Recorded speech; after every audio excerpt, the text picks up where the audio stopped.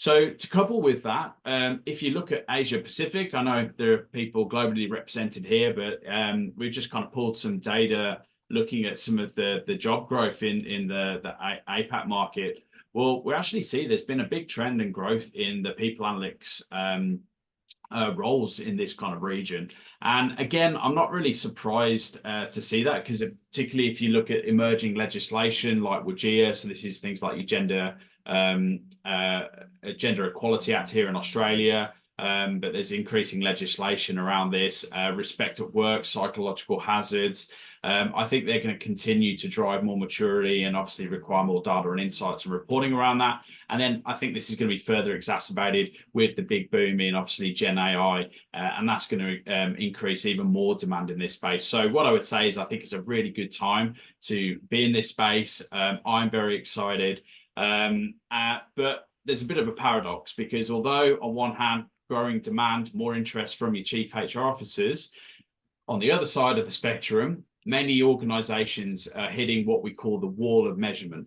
And what I mean by that is that we struggle to get beyond what I call your traditional operational reporting or descriptive analytics to more prescriptive and predictive analytics capabilities. So obviously analytics has been around for a while. It's quite mature in other areas of the organization, so marketing, for instance, but HR has been pretty late to the game compared to other areas. Although we are growing, it's still pretty immature compared to other areas of the organization. So just to illustrate this a bit more in a bit more detail, and I realize, sorry, my build-ons are probably not working that well. I'm looking at the wrong screen. To illustrate that a bit better, just to kind of show around how where HR tends to operate is we look at, well, what's happened. So this is very historic, what's happened in the past, versus, why is it happening, to then what might be happening in the future. And as I say, HR tends to react after an event that's happened. So we think, oh, what happened? I think regrettable turnover is a good example of that. How many of your top performers have left the organization? It's too late, they've gone.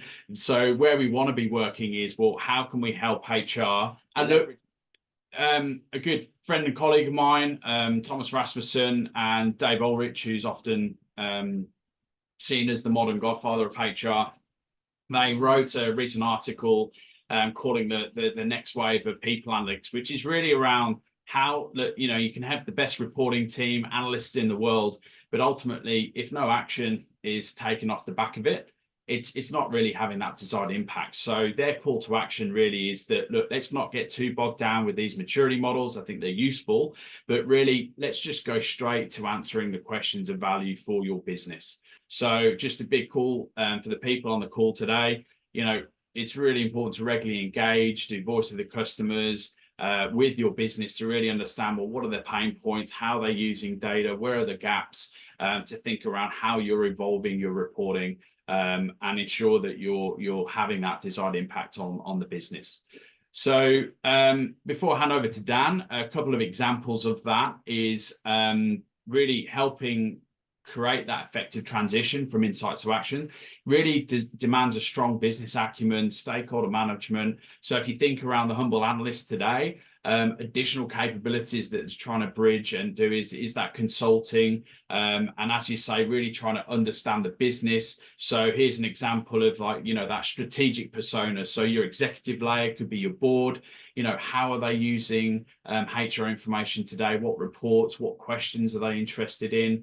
Here's an example of our solution around, well, what are some of the top 10 metrics that they care about? So you can then surface these up in a way that it's going to be able to digest and tell that story on a page. But as I say, it's great having that insight, but then what are the actions that you ultimately want to take off the back of this? So this is where, for me, emotional intelligence and those distinct human qualities, which is why I'm not afraid of the Gen AI. I think, those distinct human qualities are really going to be more important than ever to be able to bridge and act as those translators in your business and organization. So I'll leave it there, but hopefully gives you a bit of context and sets the scene. And I'd maybe, before a while, I'll stop sharing here. while Dan kind of loads up his slides. But welcome any questions, comments from the chat before we kind of delve into Daniel. But the disadvantage is that it's not real-time data because you cannot do that every day, every morning. So it's kind of hard to check the most recent data. You're always checking, for example, last week data, last month data. Limited scalability, as you know, we have limitations in Excel files and CSV files in terms of rows and columns.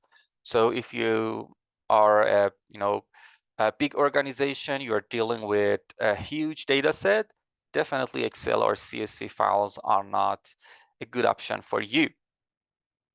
Data integrity risk, lack of security and governance, and inefficiency for frequent data updates are, other disadvantages. You cannot set up security on Excel files, and even if you add, passwords on your Excel file, you cannot handle that in Power BI. Power BI cannot read your Excel file, which has, which is password protected.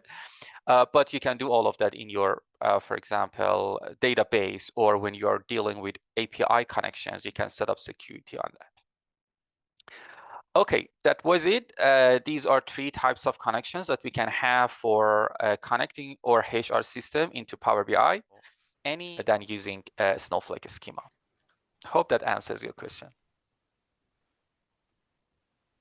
That's it. Perfect. How much time do I have, Queen? This session ends at 4:30, so we have another 25 minutes to end, but let's give it 10 minutes and then we can close off with questions. Oh, perfect. Perfect. So I'm going to spend 5 minutes for DAX and visualization. Mm-hmm. Perfect. So the third section is DAX, so which stands for data analysis expressions. And what exactly we do, we use functions to create the KPIs and measures that we want to use them in our dashboard. If you're familiar with Excel, it's so similar with the DAX that we are using in Power BI, although they are kind of different. The structure is different. Some of the functions might be similar, might have similar functionalities, but it can give you an idea what exactly I'm talking about. So if you're familiar with Excel, if you have worked with if function, if you have worked with switch function, or sum function, any other function in the Excel, it's kind of similar to that. So we are using different functions to create the measure and the formula that we want to use in the dashboard. For example, we create a measure for counting the number of employees. We create a measure for counting the number of employees who joined the company. We are counting the number of employees who left the company. We are calculating, termination. We are counting total salary, average salary, median salary, and so on and so forth. So for each one of these KPIs, we're going to create at least one measure. And the best practices for DAX listed here. The first one is, creating a measure table and categorize all of your measures in different folders. So if you don't do that, you cannot find the measure that you want in an easy way. You always need to search. You don't know where are exactly located. You need to always search to find it. But when you have a table, when you have a measure table here, like what we have here, you can easily organize all of the measures for different sections. So you can see here that we have organized all the headcount related measures in the first one, in the first folder here. We have hires and terminations. The next best practice is to have naming conventions when you are naming your measures. So here, for example, we have a headcount, which is kind of core measure in in the headcount folder here, we have headcount for females, we have headcount for example, FTE, we have headcount for full-time employees, and so on and so forth. So when we have these naming conventions, when you want to find any headcount related measure, you just need to type headcount. All of them will be sorted in a proper way, and alphabetically you can easily find them if needed, and so on and so forth, which makes your development much easier and faster. The next one is to use branching technique, which makes it much faster to revise all the measures. What does that mean? It means that you need to, let me get back here. So for example, we had a headcount measure here, and we need to create headcount for females, headcount for full-time, headcount last month, and so on and so forth. If imagine that I have a 5-row DAX code to be able to calculate headcount, do I need to repeat that for all other measures that I have here? Definitely not. You can easily just use this measure that you have created here inside other measures, which is called measure branching, exactly what we have done here. So here we have an application referral a measure which we already created, and we are using that one here in the number of application non-ref for males percentage. So I highly recommend to use measure branching. The next one is to always format your measures. The next one is about formatting. Again, you have multiple ways to format your measures. You can use tabular editor. You can use DAX formatter website. You also have DAX formatter in tabular editor as a button. You can easily click on that. You can even use macros in your tabular editor code. So imagine that you have 800 measures in your dashboard. You want to format them all in once. You just need to copy this code in your DAX format in your tabular editor in the macros section, and just run it. And after that, you can easily check that all of your measures are formatted. The next one is about avoiding creating same measures. So if you have, for example, hires for females, and you're calculating it this way, you don't need to have another measure with different name and the same formula. You need to avoid that one. The next one is to use iterators in your DAX measures instead of creating calculated columns. And the last but not least is to use comments in your DAX measures, which is really helpful. So here, for example, you can see that we have a comment here saying that this unique CAR formula stands for arrow pointing up, this one is arrow pointing down, and this one is for hyphen. Perfect. Any question for DAX? We do. Vincent has asked if you can give a recommendation on DAX books. Pradeep helped answer it, an expert as well. DAX patterns, he says. Any other? Yes, exactly. That's the go-to.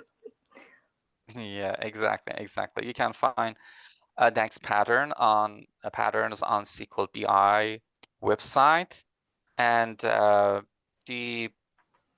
great book written by Marco Russo and Alberto Ferrari, you can easily use that one to start your DAX journey.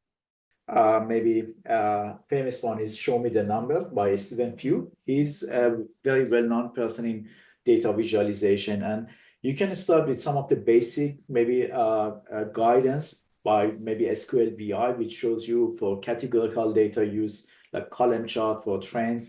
You may use line chart and such and such. So there are some like a one-pager guidance in websites like SQL BI. Or if you want to deep dive in books like this, can help you to go into a lot of details on science about data visualization. Thank you.